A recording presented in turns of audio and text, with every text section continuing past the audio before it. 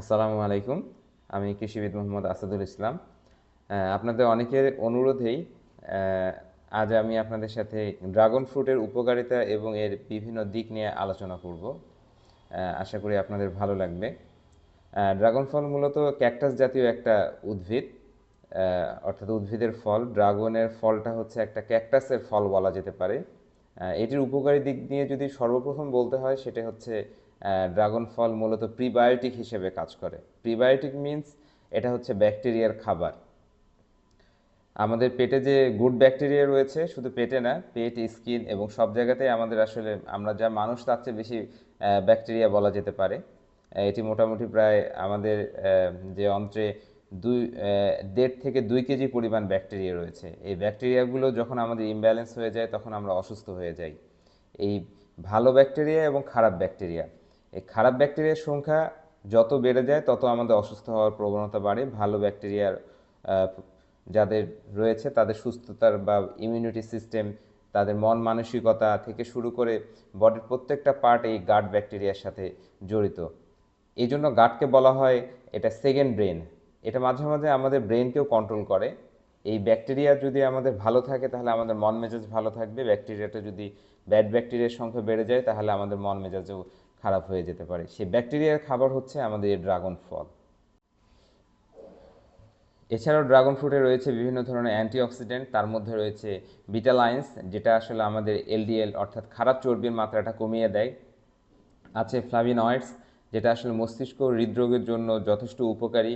আছে হাইড্রোক্সিসিনামিক অ্যাসিড, যেটা আমাদের ক্যান্সার প্রতিরোধে সহায়তা করে। এছাড়াও এটি আমাদের ওভারঅল সার্বিক যে ইনফ্লামেশন বা প্রদাহ বা সি রিঅ্যাক্টিভ প্রোটিন যেটাকে বলি আমরা, সেটাকে কমাতে সহযোগিতা করে। এছাড়াও এটা সেলুলার ড্যামেজ কমায় এবং আমাদের বয়স যে বার্ধক্য রোধে এটি যথেষ্ট ভালো একটা ভূমিকা রয়েছে। এছাড়াও এতে রয়েছে বিটা ক্যারোটিন, যেটা ভিটামিন এ রয়েছে প্রচুর পরিমাণে। স্পেশালি যে কালারফুল যে ড্রাগনগুলোতে প্রচুর পরিমাণে ভিটামিন এ রয়েছে, এটা আমাদের চোখের জন্য খুবই উপকারী। ড্রাগন ফ্রুটে রয়েছে প্রচুর পরিমাণে আয়রন, যেটা যাদের রক্ত স্বল্পতা রয়েছে, আয়রনজনিত রক্ত স্বল্পতা, যাদের আয়রন কম রয়েছে, কারণ ভিটামিন সি এর সাথে একটা খুব ভালো কম্বিনেশন আমাদের এই ড্রাগন ফ্রুটের মধ্যে রয়েছে।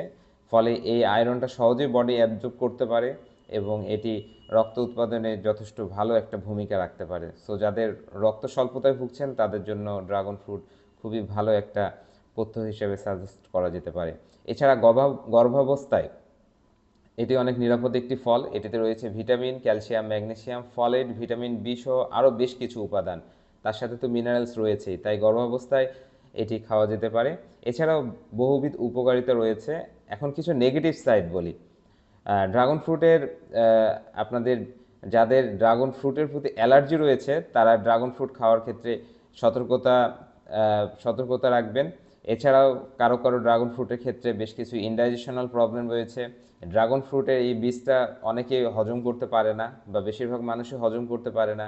এছাড়াও এটি আপনার প্রস্রাবকে, আপনি যদি বেশি করে একটু হচ্ছে ড্রাগন ফ্রুট খেয়ে ফেলেন তাহলে আপনার ইউরিনের কালারটা লাল হয়ে যেতে পারে। এটি নিয়ে আসলে ভয়ের কোনো কারণ নেই। ইভেন এটা দেখা যেতে পারে কারো কারো ঘাম পর্যন্ত লাল হয়ে যায়। এটি সময়ের সাথে সাথে আসলে ঠিক হয়ে যায়। এগুলো নিয়ে ঘাবড়ানোর কোনো বিষয় নেই। ড্রাগন ফ্রুটের উপকারিতা নিয়ে আসলে বিভিন্ন মতামত প্রচলিত আছে। এখন যদি আমরা মেডিসিনাল ভ্যালুর কথা বলে থাকি তাহলে সাদা ড্রাগন হচ্ছে সবচেয়ে বেশি মেডিসিনাল গুণ সম্পন্ন। আর যদি পুষ্টিকরের গুণের কথাবার্তা বলি তাহলে অবশ্যই যে রঙিন যে লাল ড্রাগনটা রয়েছে এটি সবচেয়ে বেশি গুণ সম্পন্ন। আমরা আসলে দুটিই খাবো, অল্টারনেট করে খাওয়ার ট্রাই করব। এটি রূপচর্চার ক্ষেত্রে ইউজ করা হয়ে থাকে। এটি আপনি সুন্দর করে ম্যাশ করে, স্পেশালি আমি আসলে সাদাটার কথা বলছি, সাদাটা হচ্ছে সুন্দর করে ম্যাশ করে আপনারা যদি ফেসে লাগিয়ে মোটামুটি আধা ঘন্টা পরিমাণ রেখে খুব ভালোভাবে যদি ফেসটা আপনারা ধুয়ে ফেলেন তাহলে বেশ ভালো একটা পজিটিভ লুক আপনারা পাবেন। এটি একদিন ইউজ করলেই আপনারা মোটামুটি ভালো একটা উপকারিতা পাবেন। এছাড়া এটি কন্টিনিউ ইউজ করা যায় কারণ এটি সম্পূর্ণ ন্যাচারাল।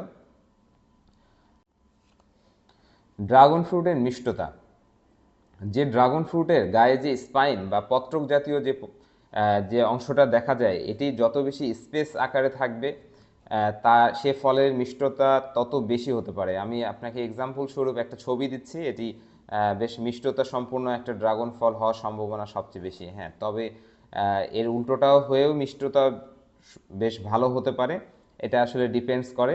তবে সাধারণ ক্ষেত্রে যে পত্রযুক্ত যে অংশগুলো রয়েছে, পত্রকের মতো যে অংশটা রয়েছে, এতে যতটা স্পেস হবে ততটা সাধারণত মিষ্টতার সংখ্যা, মিষ্টতার পরিমাণ তত বেশি হওয়ার সম্ভাবনা রয়েছে। এখন আসলে মূল প্রসঙ্গ যে বাজারে প্রচুর পরিমাণে লাল সবুজ বিভিন্ন টাইপের ছোপ ছোপ দাগযুক্ত বড় বড় কিছু ড্রাগন ফ্রুট পাওয়া যায়। আসলে এটি কি ক্ষতিকর? এটিকে আমরা খাবো না খাবো না? এটি নিউট্রিশনাল স্ট্যাটাস কি?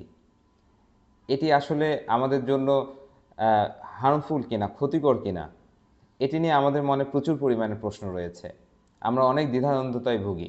আসলে আমাদেরকে বুঝতে হবে যে এই ড্রাগনটা বড় করার জন্য আমাদের কি কি উপাদান, এখানে কি কি বিষয় কনসিডার করা হয়েছে, কি কি জিনিস স্প্রে করা হয়েছে। ড্রাগন ফ্রুটকে বড় করার জন্য যে ড্রাগন টনিক নামে যে ওষুধটা বা হরমোনটা স্প্রে করা হয়, সেটি সাধারণত 2টি বা 3টি ওষুধের কম্বিনেশন, যাকে বলা হয় প্রথমত আইএএ, ইন্ডোল অ্যাসিটিক অ্যাসিড, যেটা আসলে আমাদের অক্সিন নামে পরিচিত। আমাদের কৃষিবিদ ভাইরা যারা আমাদের কথাবার্তা শুনছেন তারা হয়তো বা জিনিসটা খুব ভালো মতো বুঝতে পারছেন।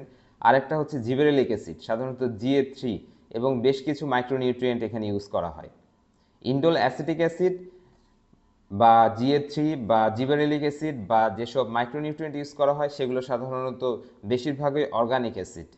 সো অর্গানিক অ্যাসিড এটা কোনো কেমিক্যাল অ্যাসিড না। আমরা যেরকম জৈব সার দিয়ে থাকি এবং কেমিক্যাল সার দিয়ে থাকি, এটার মধ্যে যে পার্থক্য ঠিক সেরকমই। এটি হচ্ছে যে স্প্রেটা করা হয় সেটা হচ্ছে জৈব স্প্রে, অর্থাৎ অর্গানিক স্প্রে। সো এটিতে বড় ধরনের ক্ষতি হওয়ার আশঙ্কা খুবই কম।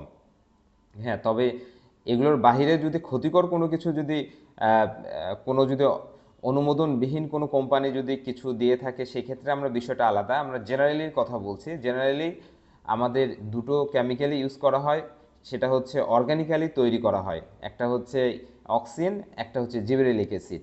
এই অক্সিন বা জিবেরেলিক অ্যাসিড দেওয়ার সাথে সাথে এই ড্রাগনগুলো বেশ ভালো ফুলে ফেঁপে ওঠে। তবে এটি খেলে বড় ধরনের কোনো আহ, আহ, ক্ষতির আশঙ্কা আমি কৃষিবিদ হিসেবে মনে করি না, কারণ এগুলো সাধারণত একটি অর্গানিক অ্যাসিড, এবং অর্গানিক অ্যাসিডের চেয়েও আমরা অনেক বেশি ক্ষতিকর কেমিক্যালযুক্ত প্রোডাক্ট খেয়ে থাকি। সেখানে একটা অর্গানিক অ্যাসিড আপনাদের বডিতে কোনো ধরনের খারাপ প্রতিক্রিয়া করবে না বলে আমি আশা করি। তবে তবে এটি যেহেতু একটা হরমোনাল ট্রিটমেন্ট করে এটিকে বড় করা হচ্ছে, সেহেতু এটিতে নিউট্রিশনাল স্ট্যাটাস অবশ্যই নর্মাল যে ড্রাগন রয়েছে সে ড্রাগনের চেয়ে কম থাকবে। নর্মাল ড্রাগনের বৈশিষ্ট্যটা কি? নর্মাল ড্রাগনটা সাধারণত একটি মার্জিত সাইজের হবে। খুব সহজ ভাষায় বলা যেতে পারে আপনার যে এই মুষ্টি রয়েছে এই মুষ্টির সমান একটা ড্রাগন হবে। এই মুষ্টির সমান যে ড্রাগনটা হবে সেটি হবে হোমোজেনাসলি লাল, চারিদিকে লাল হবে। এরকম ড্রাগন দেখে আপনারা কেনার ট্রাই করবেন। তাই বলে যদি আপনারা বড় বড় যে চারিদিকে সবুজ বা লাল ছোপ ছোপ যুক্ত যে ড্রাগনগুলো খেয়ে থাকেন, এটিতে খেলে আপনাদের বড় ধরনের ক্ষতি হয়ে যাবে, এরকম কোনো রিসার্চে পাওয়া যায়নি এ পর্যন্ত। এখন ড্রাগনের চাষাবাদ নিয়ে একটু কথা বলবো। ড্রাগন যেহেতু আহ, একটি ক্যাকটাস জাতীয় উদ্ভিদ, এটি আসলে যেখানে পানি জমে থাকে সেখানে লাগানো যাবে না। এখানে আপনারা খুব সহজে এটি বাসায় চারা তৈরি করতে পারবেন। ড্রাগনের যে গাছ রয়েছে সেই গাছ থেকে আপনি একটি ডাল কেটে নিয়ে আসবেন। ডালটা কাটার সময় অবশ্যই আপনাকে লক্ষ্য রাখতে হবে যেটির যে নোট রয়েছে, নোট অর্থাৎ কুঞ্চিত অংশ যেটি রয়েছে, আপনি একটি দেখবেন যে পুরো পাতার মাঝখানে একটু বেশ কুঞ্চিত অংশ রয়েছে। এই কুঞ্চিত অংশটার মাঝে কেটে নিতে হবে। এই কেটে নিয়ে এই কুঞ্চিত অংশটা লাগাতে হবে, তাহলে কোয়ালিটিফুল চারা আমরা পেয়ে যাব। আমরা মাঝখান থেকে কেটেও লাগাতে পারি, কিন্তু সেক্ষেত্রে আমরা আমাদের ডিজায়ার্ড যে প্ল্যানটা আছে সেটি গোড়াটা পচে যেতে পারে বা বিভিন্ন ধরনের কমপ্লিকেশন হতে পারে। সেজন্য আমরা যে কুঞ্চিত চারাটা রয়েছে, কুঞ্চিত যে জায়গাটা রয়েছে সেটি কেটে আমরা মাটিতে রোপণ করতে পারি।